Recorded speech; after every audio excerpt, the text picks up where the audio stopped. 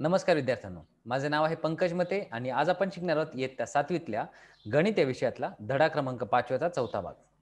या धड्याचं नाव आहे परिमेय संख्या व त्यांवरील क्रिया. या भागात आपण शिकणार आहोत परिमेय संख्यांच्या गुणाकाराचे नियम, भागाकाराचे नियम आणि त्यावरचा सराव संच.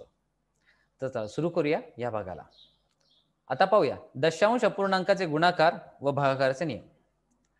खरं तर हा भाग आपण आधी केला होता आधीच्या धड्यांमध्ये. तर आता पुन्हा याचा थोडाफार उजळणी करून घेऊ. दशांश अपूर्णांकाला 10, 100, 1000 या संख्यांनी गुणताना दशांश चिन्हे अनुक्रमे 1 घरे, 2 घरे, 3 घरे अशी उजवीकडे सरावी. म्हणजे 10 ने जर गुणले तर 1 घराने उजवीकडे जाऊया, उजवीकडे फिरायचं. 100 ने गुणले तर दशांश चिन्ह 2 संख्या सोडून उजवीकडे जायचं. 1000 ने गुणले तर दशांश चिन्ह 3 घरे सोडून किंवा 3 संख्या सोडून उजवीकडे सरकवायचं. तसेच जर भागाकार करत असो तर 10 ने जर भाग जात असेल तर 1 अंशातली 1 संख्या उजवीकडची संख्या सोडून डावीकडे 1 घर जायचं. 100 ने जर भागत असो तर अंशातल्या वरच्या उजवीकडच्या 2 संख्या सोडून डावीकडे जायचं आणि 1000 ने करत असेल तर 3 संख्या. म्हणजेच काय दशांश अपूर्णांकाला 10, 100 आणि 1000 ने भागताना दशांश चिन्ह अनुक्रमे 1 घर, 2 घर किंवा 3 घर डावीकडे सरकवावे लागते. तर दशांश चिन्ह म्हणजे बरोबर 5.3. तर हे 3च्या पुढे जे चिन्ह आहे ते दशांश चिन्ह असतं. आता उदाहरणार्थ 0.357 गुणिले 10 केले. तर मी काय म्हटले, सपोज समजा आपण 10 ने गुणत आहोत म्हणजे काय करायचं, हे दशांश चिन्ह 1 घर उजवीकडे ठेवा म्हणजे उत्तर येईल 3.57. 1000 ने 100 ने गुणत असो की 1000 ने गुणत असो तर 100 ने गुणते तर 2 घर सोडून म्हणजे 2 चिन्ह सोडून पुढे जाऊ म्हणजे 35 नंतर दशांश चिन्ह ठेवा आणि 1000 ने करा असेल तर 3 संख्या सोडून म्हणजेच काय 357च्या नंतर. आता जर भागाकार करायचा तर 357 ला जर भागले तर आपल्याला काय करायचं, एक संख्या अजून डावीकडे जावं लागतं. तर 0.0357. जर 1000 ने भागले तर काय करावं लागेल, आता याच्या पुढे अजून एक शून्य जर घेतला तर ते हा शून्य आणि अजून एक शून्य घेतला त्याच्या पुढे आपल्याला तर दशांश चिन्ह लिहावं लागेल म्हणजे 0.00357 असेल. दशांश अपूर्णांकाच्या अपूर्णांकी भागानंतर का कितीही शून्य लिहिले किंवा पूर्णांकाच्या भागाच्या आधी कितीही शून्य लिहिले तरीही दशांश अपूर्णांकाची किंमत बदलत नाही. म्हणजेच काय, आपल्याला हा समजा अपूर्णांक आहे तर अपूर्णांकाच्या पुढे किती संख्या लिहा किंवा हा पूर्णांक आहे पूर्णांकाच्या आधी किती शून्य लिहा.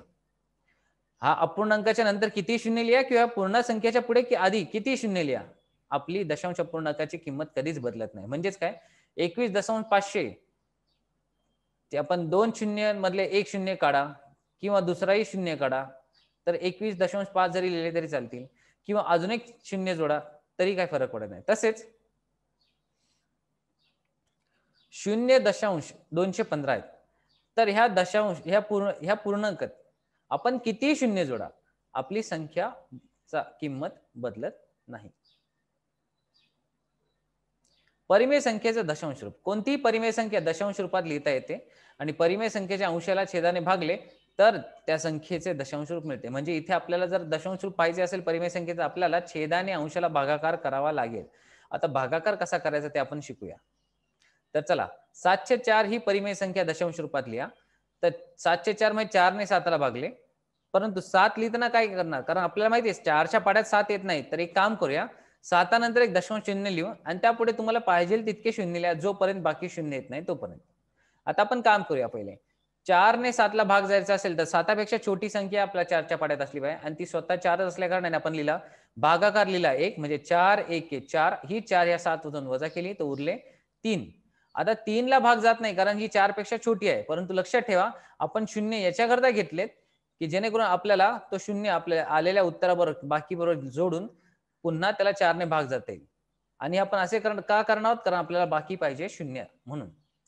तर आता हा दशांश चिन्ह पुढच्या शून्याला पण खाली घेतले तर याचा अर्थ काय, भागाकाराच्या आलेल्या उत्तराच्या पुढे पुन्हा दशांश चिन्ह आपल्याला ठेवायचं आहे. आता 30 ला जर भागायचं असेल तर 4च्या पाड्यात 30 किंवा 30 पेक्षा लहान कुठली संख्या आहे ती म्हणजे 28 म्हणजे 4 7 28. तर 28 लिहिले आणि बाकी उरले 2. आता 2 लाही तो भाग जाऊ शकत नाही. आपण काय करणार, एक अजून एक शून्य वरतून खाली घेऊ तर आले उद्या 20 आणि 4 पंचे 20 तर 20 वजा झाले तर बाकी उरले 0 0.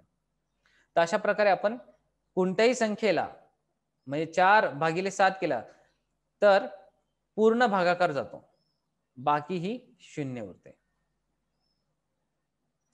या उदाहरणात भागाकाराची क्रिया पूर्ण झाली आणि बाकी शून्य उरले. म्हणजेच काय, परिमेय संख्येच्या अशा दशांश रूपाला खंडित दशांश रूप म्हणतात. म्हणजेच काय, जिथे आपला भागाकार संपला. आता आवर्तित दशांश रूप म्हणजे काय ते पाहू.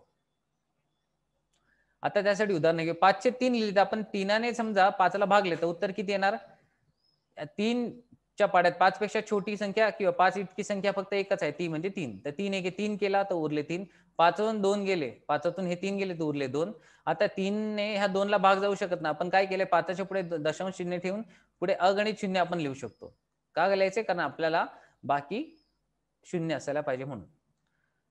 तर 5च्या पुढे दशांश घेतला म्हणून आपण आलेल्या भागाकाराच्या पुढे दशांश घेऊ आणि 3ने ह्या 20ला भागू.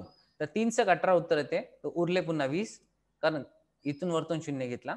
20ला पुन्हा भागले तर उत्तर आले 18. इथे पाहिजे तर अजून एक शून्य घ्या आणि पुन्हा भागाकार करत राहा. परंतु जर भागाकार करत गेले तरी काही फरक न पडणार नाही, कारण आपलं उत्तर 1.666 असं भेटेल.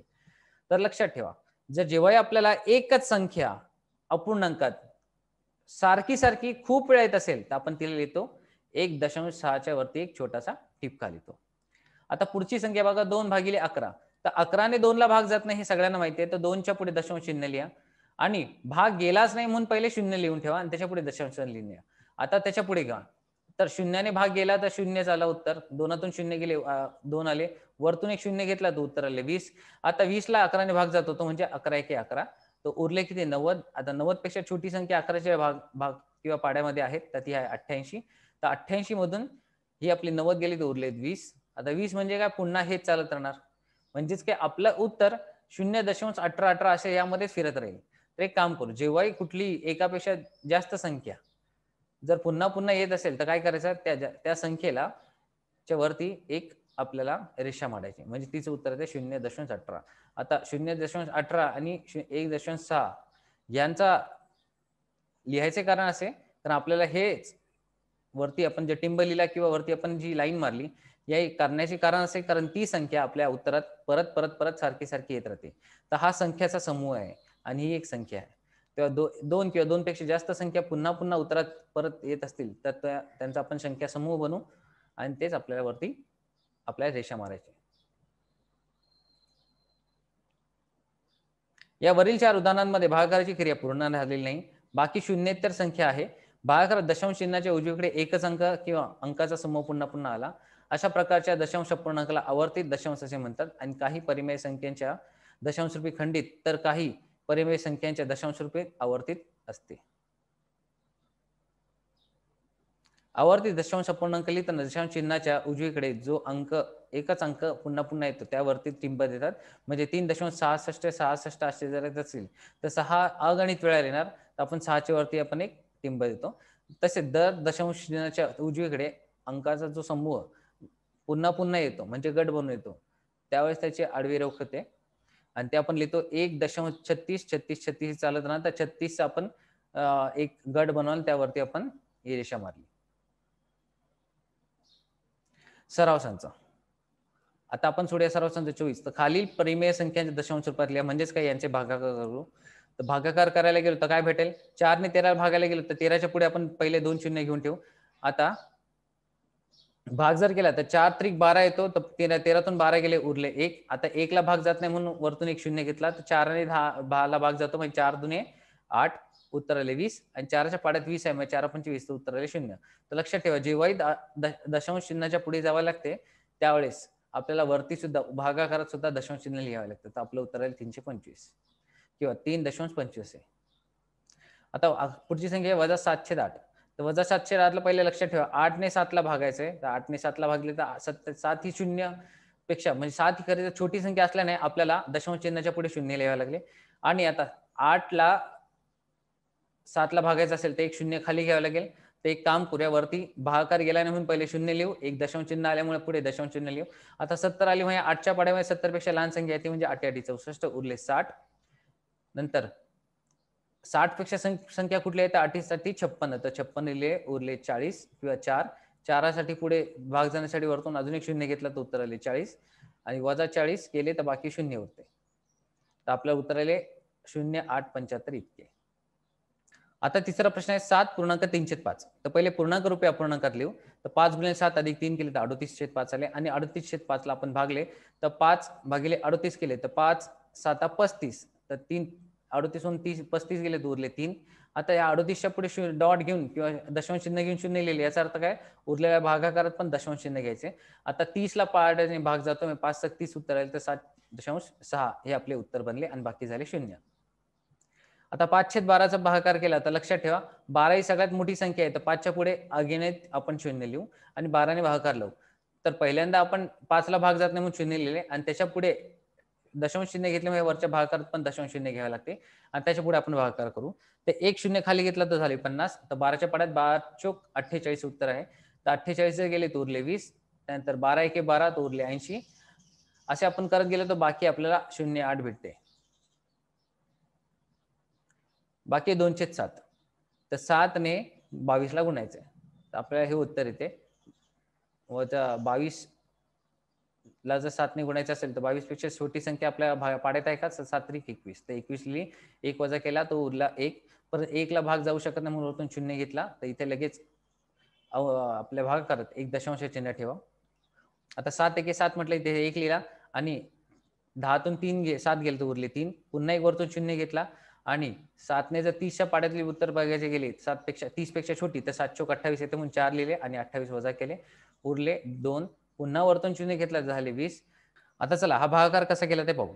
तर 7च्या पाड्यामध्ये 22 पेक्षा छोटी संख्या येते ती म्हणजे 21. तर 7 × 21 लिहिली. त्यानंतर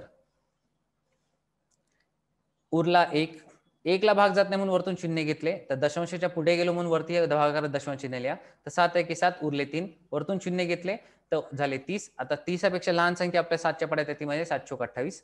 तर उरले 2. पुन्हा वरतून 0 घेतले तर 7 दुनी 14 होतात. तर अशा प्रकारे करत गेलो तर बाकी 1 उरते आणि हा असतो त्याचा भागाकार. आता पुढची संख्या आहे 4/3. तर 4/3 ला आपण काय लिहितो, 4.00, कारण 3 ने त्याला भाग जाणार नाही. तर आपण 3 एके 3 घेतला तर 4तून 3 गेले उरले 1. वरतून 0 घेतला, दशांश चिन्ह पुढे गेलो तर वरती पण भागाकारात दशांश चिन्ह लिहा. आता 10 आले तर 10 पेक्षा छोटी संख्या कुठली आहे, 9. पुन्हा येणार 1, वरतून घेतला 0 झाले 10. 10तून पुन्हा 9 गेले म्हणजे 3 त्रिक 9 लिहिले तर आपल्याला उरते 1 आणि हे सारखे चालत राहणार. म्हणजेच काय, हे 1.333 हे अखंडित आहे. तर मग आपण लिहितो कसे, 1.3च्या वरती एक डॉट लिहितो किंवा एक ठिपका ठेवतो. आता 7/9. तर 9ने 7 ला भागायचं आहे तर 7 ही करता छोटी संख्या असल्याने पहिले 0 लिहा आणि 7च्या पुढे 0 लिहित जा दशांश चिन्ह टाकून. जसे दशांश चिन्ह टाकाल तर वरती 0च्या पुढे दशांश चिन्ह टाका आणि मग उत्तर येते 70. 70 ला 9 ने भाग जातो. 9 7 गेला तर 9 × 7 गेला 63 येते. परंतु पाहू शकता 70 वरून 63 गेले 17 उरले आणि हे सारखे येत राहणार. याचा अर्थ काय, 0.777 ही अखंडितपणे चालत राहणार आहे. म्हणून आपण 7च्या वरती एक टिंब देतो. तर आज आपण काय शिकलो, आज आपण शिकलो कुठल्याही परिमेय संख्येचा भागाकार कसा करतात, त्याचे नियम काय आहेत ते. आता पुढच्या भागात आपण पाहूया ह्या धड्याचा शेवटचा भाग. तोपर्यंत धन्यवाद.